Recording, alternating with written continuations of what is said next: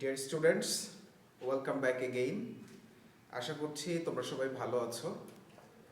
ধারাবাহিকভাবে তোমাদের ক্লাসগুলো রেকর্ডেড হচ্ছে এবং সেটি আমরা অনলাইনে সম্প্রচার করছি।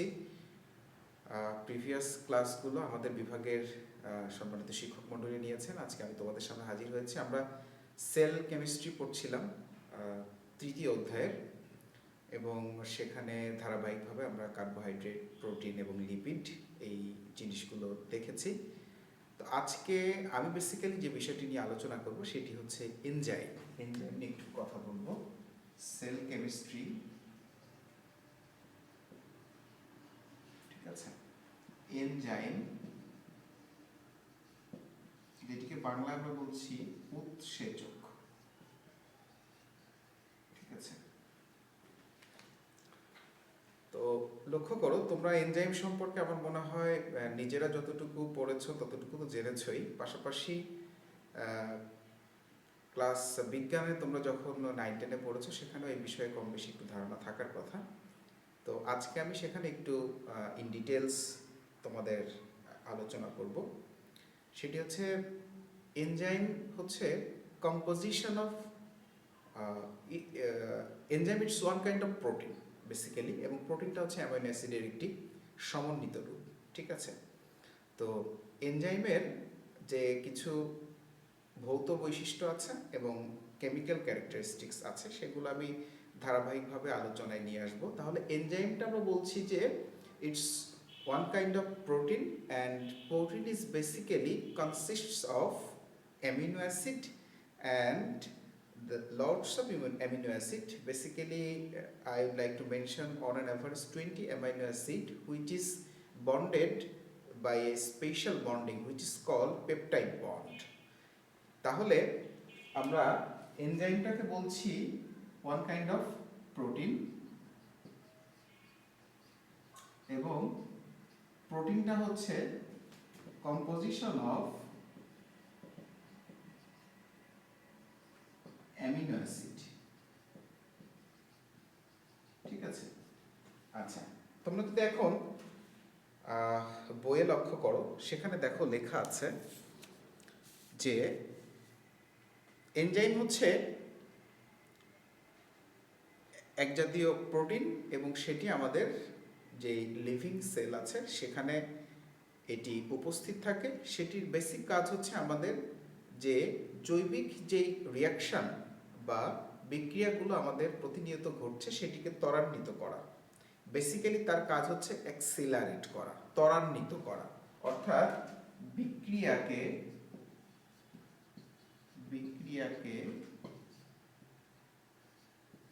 ত্বরান্বিত করা।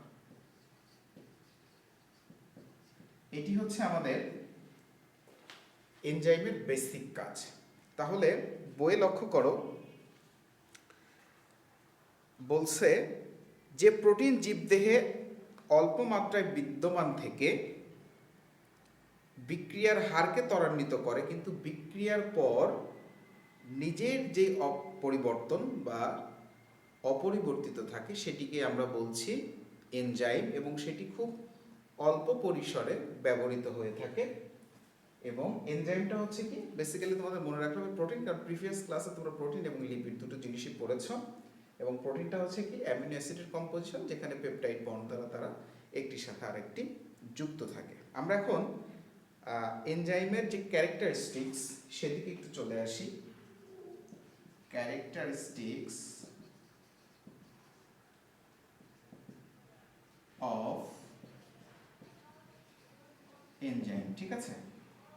নাম্বার 1 যে ক্যারেক্টারটি আছে, ক্যারেক্টারটিকে আমরা দুটো ভাগে ভাগ করেছি। একটি হচ্ছে আমরা বলেছি ফিজিক্যাল ক্যারেক্টারিস্টিক্স, আর একটি হচ্ছে কেমিক্যাল ক্যারেক্টারিস্টিক্স। ফিজিক্যাল এবং কেমিক্যাল। ফিজিক্যালটা হচ্ছে তার বাহ্যিক যে আউটলুক, যে বাহ্যিক যে বিষয়টা আছে সেটির উপরে ডিপেন্ড করে।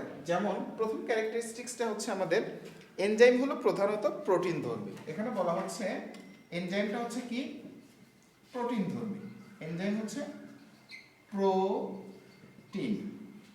তাহলে প্রোটিনটা কিন্তু আমরা বলেছি, আমি আবারও বলছি, সেটি হচ্ছে যে composition or collections of amino acid which is basically bonded by a special bond that's called peptide bond. This is amino protein. আচ্ছা, দ্বিতীয় ক্যারেক্টারিস্টিক্সটা দেখো যে এটি হচ্ছে কলয়েড জাতীয়, কলয়েড ফিজিক্যাল যে ক্যারেক্টারিস্টিক্স তার মধ্যে হচ্ছে কলয়েড। কলয়েড আমরা কেন বলছি? কলয়েড বলার পেছনে যে কারণটি সেটি হচ্ছে বেসিক্যালি যে কলয়েড জাতীয় পদার্থের একটা ক্যারেক্টারিস্টিক্স আছে, এটি কিন্তু সাধারণত অদ্রবণীয় এবং এটি যখন একটা দ্রবণীয় পদার্থের সাথে মিক্সচার অবস্থায় থাকে তখন এটি তলানি কিংবা হচ্ছে উপরে ভাসতে থাকে, এটি কখনো মিশে যায় না। এই টাইপের একটি পদার্থ হচ্ছে আমাদের প্রোটিন। তারপরে নাম্বার 3 যদি কনসিডার করো ক্যারেক্টারিস্টিক, সেটি হচ্ছে যে পার্টিকুলার পিএইচ এর মধ্যে এর অ্যাক্টিভিটি বেশি, 6 to 9 বলা হচ্ছে। অর্থাৎ পিএইচ যে স্কেল আছে সেটি কিন্তু 1 থেকে 14 পর্যন্ত, এবং 7 এর নিচে যেটি থাকে সেটিকে আমরা বলছি অ্যাসিডিক, এবং এর পরে যেটি থাকছে সেটিকে আমরা বলছি বেসিক। অর্থাৎ এটি কিন্তু অ্যাসিডিক বলা যেতে পারে, কারণ 7 এর নিচে আছে, যদিও পরবর্তী রেঞ্জ আমরা 9 এখানে নির্ধারণ করেছি।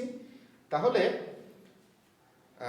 এনজাইমের অ্যাক্টিভিটি কিন্তু অ্যাসিডিক কন্ডিশনে অনেক বেশি থাকে। অর্থাৎ আমাদেরও যেই ডাইজেস্টিভ সিস্টেম আছে সেখানে যে হাইড্রোক্লোরিক অ্যাসিড সিক্রেশন হচ্ছে, এবং এই অ্যাসিডিক কন্ডিশনের কারণে কিন্তু বেসিক্যালি দেখা যাচ্ছে যে আমাদের এনজাইমের কাজের পরিমাণ অনেক বেশি থাকে। কিন্তু বেশি অ্যাসিডিটিও কিন্তু ভালো না, সেটির জন্য আবার আমাদের হচ্ছে অ্যাসিড নিরাময়ের জন্য বিভিন্ন ধরনের ওষুধ খেতে হয়।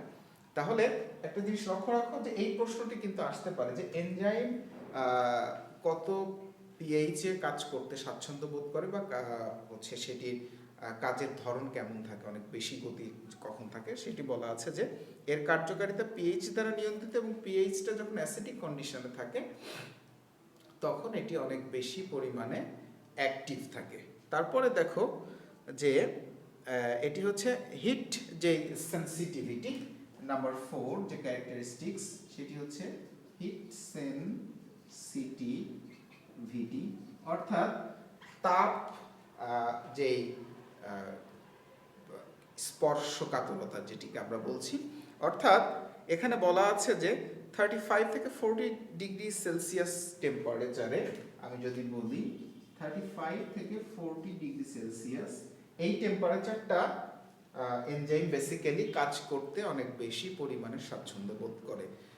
অর্থাৎ আমাদের টেম্পারেচার যদি কমে যায় বা এর চেয়ে বেশি হয়ে যায় তখন দেখা যাচ্ছে যে আমাদের এনজাইমের কার্যকারিতা কমে যায়। তার মানে এই টেম্পারেচারটা কিন্তু তোমাদেরকে মনে রাখতে হবে যে কত তাপমাত্রায় এনজাইমের অ্যাক্টিভিটি বা কার্যক্ষমতা অনেক বেশি পরিমাণে থাকে, বা অ্যাক্টিভিটি অনেক বেশি অ্যাক্সিলারেট করে, সেটির জন্য কিন্তু আমাদের যেই টেম্পারেচার সেটি কিন্তু মনে রাখতে হবে, সেটি হচ্ছে 35 থেকে 40 ডিগ্রি সেলসিয়াস, এবং পিএইচটা তো অবশ্যই মনে রাখতে হবে।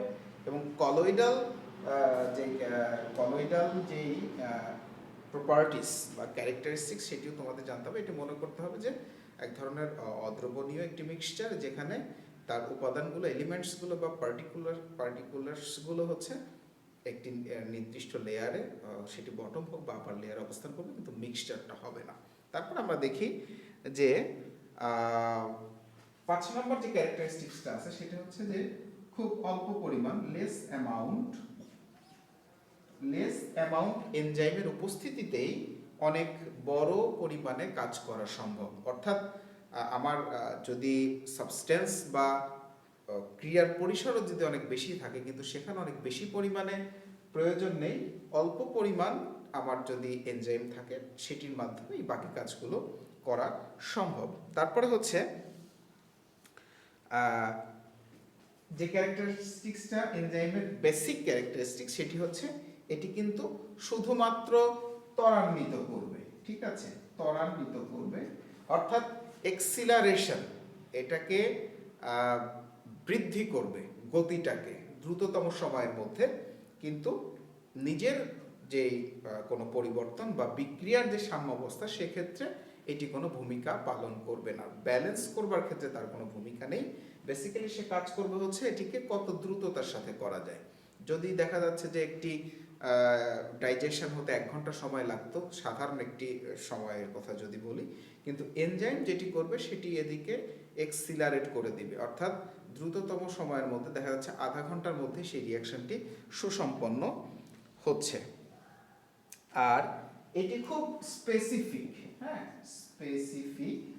স্পেসিফিক এই কারণেই বলছি, খুব সুনির্দিষ্ট, অর্থাৎ যে বিক্রিয়ার জন্য যে এনজাইমটি প্রয়োজন শুধুমাত্র সেই এনজাইমটি সেখানে কাজ করবে, বাকি এনজাইম হয় স্টপ থাকবে, না হলে তার যেই রিয়াকশন সেন্টার আছে ঠিক সেখানে গিয়েই সে কাজ করবে। ঠিক আছে, তার মানে এটি কিন্তু মনে রাখতে হবে, এটি খুব স্পেসিফিক। আর এনজাইম শুধুমাত্র জীবিত কোষে উৎপন্ন হয়, অর্থাৎ জীবিত কোষ লাগবে, লিভিং সেল যেটিকে আমরা বলছি, জীবিত কোষে একমাত্র আমার যেই এনজাইমটি আছে সেটি তৈরি হবে এবং কাজ করবে। ঠিক আছে, এবং এটি উৎপন্ন হওয়ার সময় কি হয়, ওয়াটার বা পানির প্রয়োজন হয়। আরেকটি জিনিস আছে আমাদের, সেটি হচ্ছে প্রায় সব এনজাইমই হচ্ছে পানিতে দ্রবণীয়, পানিতে দ্রবণীয়। কিছু ব্যতিক্রম থাকতে পারে, সেটি আমরা যখন ইন ডিটেলস যাব তখন সেটি আমরা তোমাদের আলোচনা করব। তবে ইন জেনারেল হচ্ছে অল টাইপস অফ এনজাইমস সেটি হচ্ছে আমাদের পানিতে দ্রবণীয়। ঠিক আছে, অর্থাৎ এটি মিশে যাবে। ঠিক আছে, তবে এই যে কলয়েডের কথা বললাম, কলয়েডটা কিন্তু এনজাইমের ক্যারেক্টারিস্টিক্স না, এটা হচ্ছে জীবকোষের মধ্যে সে কলয়েডাল আকারে থাকে, কিন্তু সেটি যখন ওয়াটারে নিয়ে যাওয়া হবে তখন কিন্তু সে আবার ওখানে সলিউবল, ঠিক আছে, দ্রবণীয়। অর্থাৎ all types of majority types of enzymes are soluble in water. Okay, তারপরে একটি হচ্ছে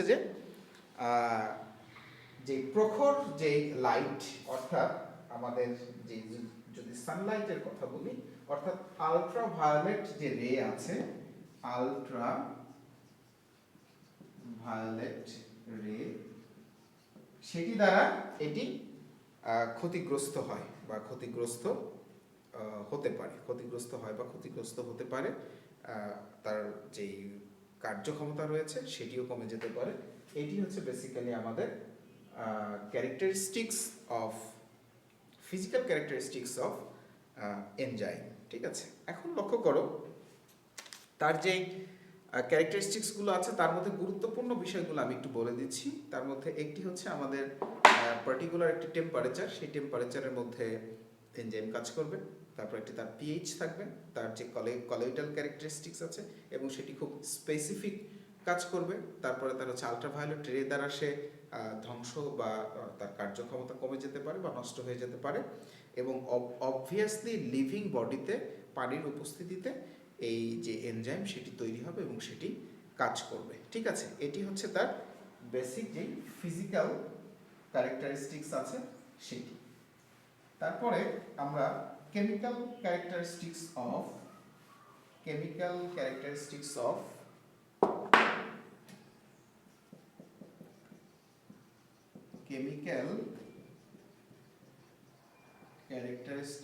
অফ এনজাইম।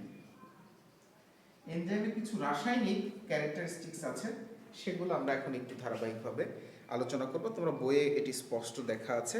সেটা হচ্ছে সব এনজাইমই প্রোটিন জাতীয় এবং তাই প্রোটিন গঠনকারী অ্যামিনো অ্যাসিডই হচ্ছে এনজাইমের মূল গাঠনিক উপাদান। তাহলে আমি কি বলছি, the first chemical characteristics of enzyme that is সেটি হচ্ছে অ্যামিনো অ্যাসিড,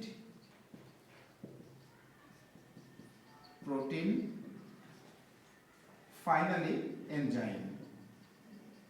ঠিক আছে, এখন তাহলে লক্ষ্য করো, এটি কিন্তু আমরা শুরুর সংজ্ঞাতেই বলেছিলাম যে এনজাইমটা হচ্ছে it's one kind of protein and protein is basically consists of lots of amino acid, specifically we can say 20 amino acid, and that's are bonded by a specific bond, special bond that's called peptide bond. Okay, তারপরে দেখো যে একটি সুনির্দিষ্ট এনজাইমের amino অ্যাসিডের সংখ্যা এবং অনুক্রম নির্দিষ্ট, এই বিষয়টা আমি একটু বলে দিচ্ছি।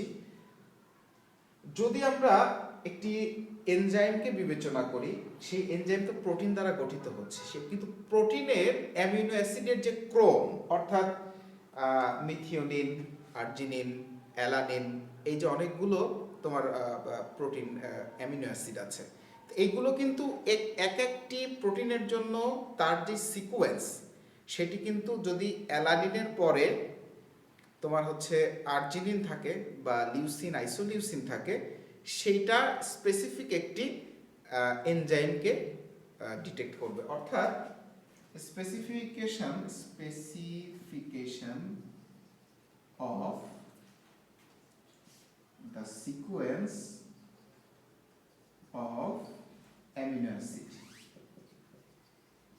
ঠিক আছে, এটি হচ্ছে আমাদের আরেকটি ক্যারেক্টারিস্টিক্স, কেমিক্যাল ক্যারেক্টারিস্টিক্স। তারপরে বলছে যে কোএনজাইম, কোফ্যাক্টর ইত্যাদির উপস্থিতিতে এনজাইমের ক্রিয়া ত্বরান্বিত হয়। অর্থাৎ কোএনজাইম এবং কোফ্যাক্টর, এটা আমরা আসবো, কারণ যখন হচ্ছে আমরা এনজাইম পড়বো তখন তার প্রস্থেটিক গ্রুপ, বিভিন্ন বিষয়গুলো চলে আসবে, একটু পরে আমরা সেই বিষয়গুলোতে চলে আসব।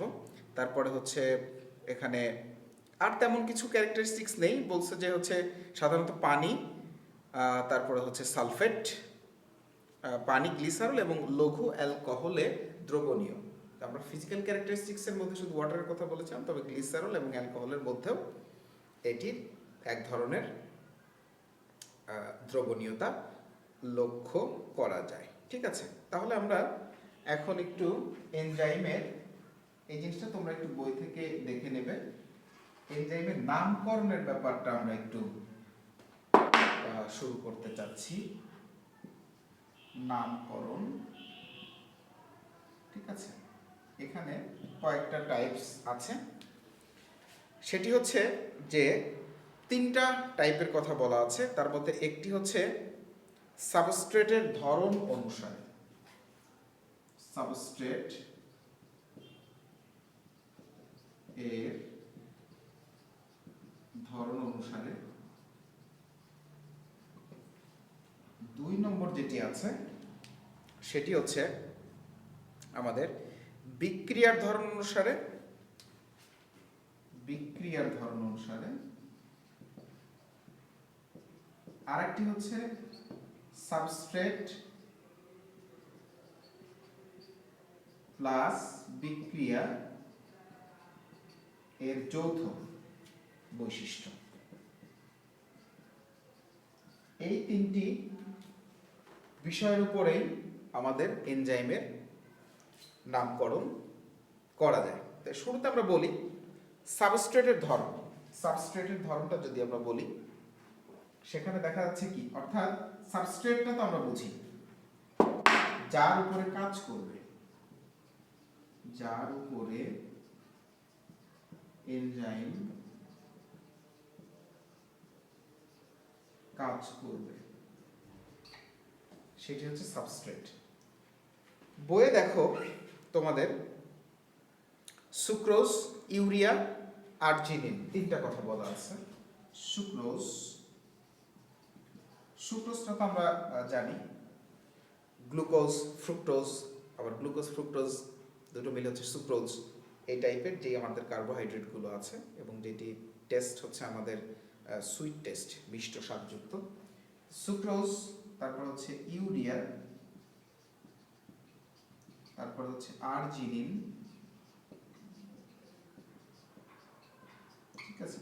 এই যে বিষয়টি, এই যে সুক্রোজ, তার শেষে সুক্রোজ, সুক্রোজ, ঠিক আছে, এখানে দেখো সুক্রোজ, সেটির যে এর সাথে যদি এইচ যুক্ত করা যায়, ASE যুক্ত করা যায়, তাহলে সেটি কি হয়ে যাচ্ছে, সুক্রেজ।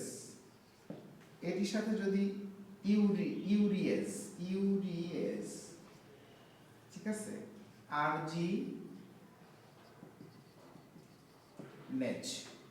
আর্জিনিন, আর্জিনেজ, অর্থাৎ সাবস্ট্রেটটা হচ্ছে আমার সুক্রোজ, এর সাথে এইচ যুক্ত করে দিচ্ছি, সাবস্ট্রেটটা হচ্ছে আমার ইউরিয়া, এর সাথে এইচ যুক্ত করে দিচ্ছি, এবং আর্জিনিন, অর্থাৎ আর্জিনিনের উপর যখন কাজ করছে তখন সেই এনজাইমটিকে আমরা আর্জিনেজ এনজাইম হিসেবে বলছি, আর্জিনেজ এনজাইম হিসেবে বলছি। যখন আমার এই এজ যুক্ত হচ্ছে এবং স্পেসিফিক সাবস্ট্রেটের উপরে যখন কাজ করছে। আচ্ছা, তারপরে আমরা আরেকটু অগ্রসর হব, সেখানে সেটি হচ্ছে আরো কয়েকটি জিনিস আছে। সেটি হলো আমরা বলছি টাইরোসিনেজ, ঠিক আছে? টাইরোসিনেজ এই জিনিসটা আমরা দেখছি। লিপিড এবং প্রোটিন এই তিনটির ক্ষেত্রেও কিন্তু আমরা এজ যুক্ত করছি। সেটি দেখো, সেখানে আছে টাইরোসিন, ঠিক আছে?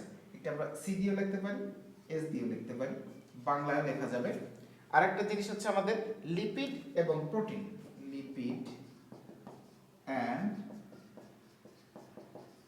প্রোটিন, এগুলোর সাথে যদি আমরা এজ যুক্ত করি, অর্থাৎ সাবস্ট্রেটটা দেখতে হবে যে কোনটার উপরে কাজ করছে। এটি কিন্তু শুরুতে আমাদের স্টার্টিংটা ছিলই কিন্তু এটা যে সাবস্ট্রেটের ধরন অনুসারে, অর্থাৎ সাবস্ট্রেট হচ্ছে যেটার উপরে আমার এনজাইম কাজ করবে। অর্থাৎ আমি যদি সুক্রোজটাকে সাবস্ট্রেট বিবেচনা করি, সুক্রোজের উপরে কি করবে, স্পেসিফিক যে এনজাইমটি কাজ করবে সেটিকে আমরা বলছি সুক্রেজ, ঠিক আছে? তার মানে প্রোটিনেজ এই টাইপের, দেখো এখানে লেখা আছে, সেটি হচ্ছে প্রোটিয়েজ, তারপর লিপিড লাইপেজ, তারপর হচ্ছে টাইরোসিনেজ। এই যে দেখো যে প্রোটিয়েজ,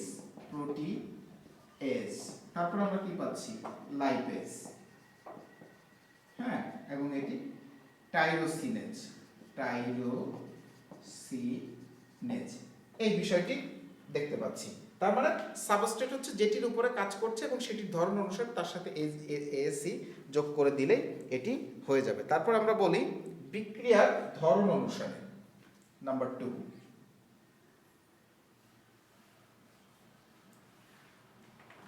বিক্রিয়ার ধরন অনুসারে,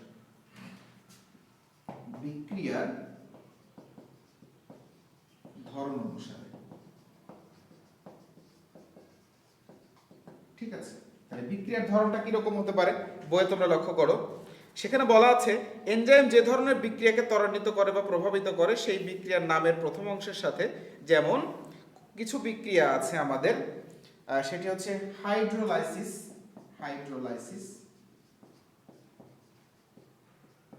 ঠিক আছে? তারপর হচ্ছে আমাদের আরো দুটো জিনিস এখানে, রিডাকশন এবং অক্সিডেশন, এবং আরেকটি হচ্ছে আমাদের রিডাকশন। তো এইগুলো তো স্পেসিফিক একটি বিক্রিয়া, তোমরা জানো। Hydrolysis simply addition of water যেটি হয়।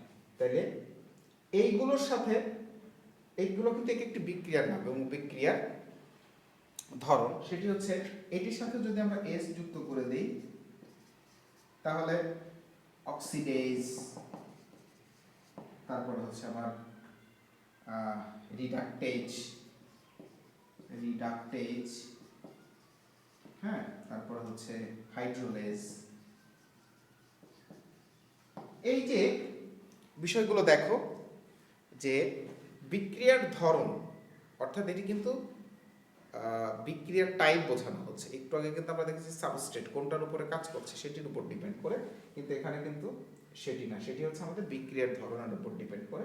তাহলে যখন সে অক্সিডেশন বিক্রিয়ার সাথে কাজ করছে তখন অক্সিডেজ হয়ে যাচ্ছে, এবং যখন সে রিডাকশনে কাজ করছে তখন হচ্ছে রিডাকটেজ, এবং যখন সে হাইড্রোলাইসিসের ক্ষেত্রে কাজ করছে তখন হাইড্রোলেজ টাইপের হয়ে যাচ্ছে। এবং এই দুটোর একটি সম্মিলিত রূপ আছে যেটিকে আমরা থার্ড ক্যাটেগরি বলি।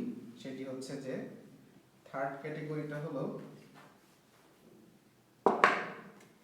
3 নম্বর যে বিষয়টা আছে, সাবস্ট্রেট এবং বিক্রিয়ার